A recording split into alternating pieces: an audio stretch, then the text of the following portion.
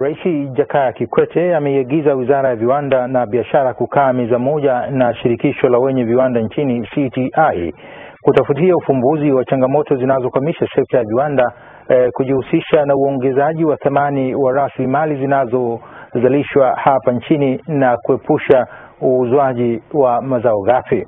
Rais Kikwete ametoa agizo hilo jijini Dar es Salaam wakati wa kutoa tuzo kwa kampuni bora uzalishaji kwa mwaka 2012, ambapo amesisitiza kuwa pande hizo mbili zitatue kero zinazokabili sekta ya viwanda kabla ya sikukuu ya mwisho wa mwaka ili kuwezesha sekta hiyo kuongeza pato la taifa kutoka 9.7 ya sasa hadi kufikia 25% ifikapo mwaka 2015. Ongeza kiwanda cha juisi wewe.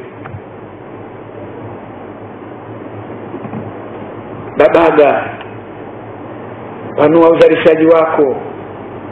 Naamini kwamba kienda kwa spirit hiyo tutaweza. Sisi katika serikali endeleeni kutudai kuboresha mazingira. Tusiposikia semeni tena, tusiposikia pigeni kelele. Na hiyo iko siku tutasikia. Lakini naamini kwa yale yote niliyosema safari hii, Joyce yuko